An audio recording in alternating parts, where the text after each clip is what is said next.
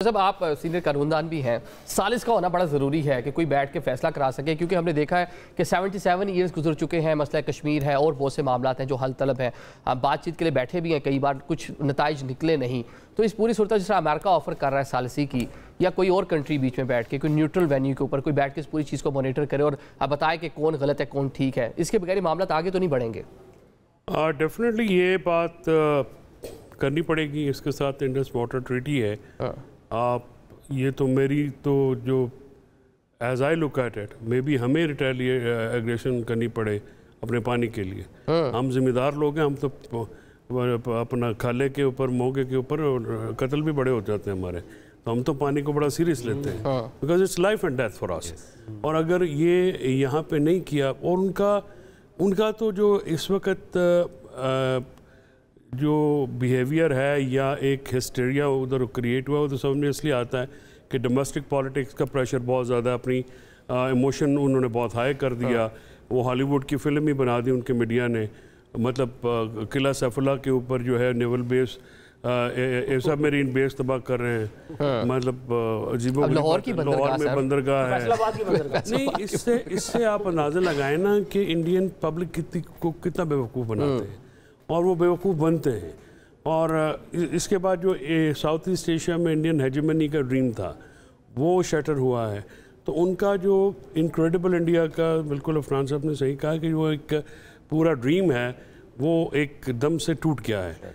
उसका फिर जो उसका रिएक्शन है वो आप देख रहे हैं। तो अब कश्मीर वाला जो इशू है, इसको रिजॉल्व किए बगैर, तो ये रूट कॉज है दोनों ममालिक के दरमियान। देखिए, अब दुनिया में जो एक अच्छी बात हुई है वो है कि वाशिंगटन या वेस्ट में प्रो वॉर लीडर नहीं है।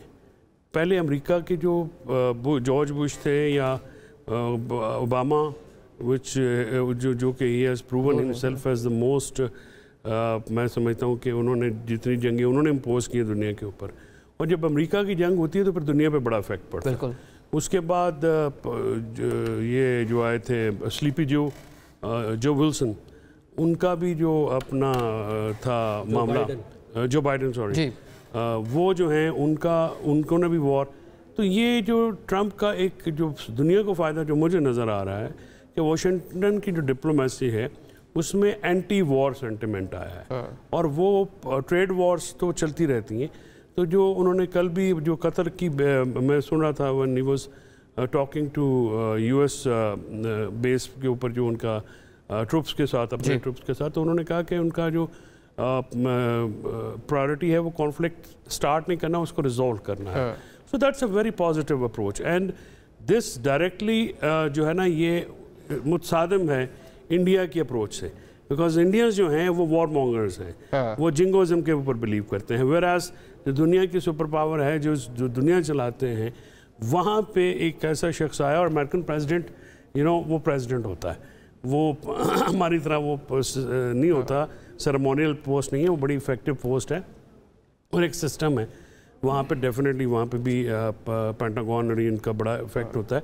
तो वहाँ पे एक चेंज है। तो मैं समझता हूँ कि ये चेंज इंडिया को चैलेंज करती है, हमें नहीं करती, बिकॉज हमने तो इस एग्रेशन के दौरान भी बड़ा एक हमारा जो आई मस्ट से कि जिस तरह से हमने उसको डील किया, मीडिया नैरेटिव, हमारी briefings from the day one, Pakistan been very serious. 3 star generals आके, तीनों फोर्सेस के जो हमारी हैं वो आके टॉप नॉच जो ब्रीफिंग थी, उसकी क्वालिटी, उसकी इंफॉर्मेशन फैक्चुअल, फिर हमारा मीडिया भी ज़ाहिर है वहाँ से गाइड होता है। तो अनलाइक उनके, फिर उसके बाद ये है कि हमारी डिप्लोमेसी, और हमने हमेशा अमन की ख्वाहिश का इज़हार किया।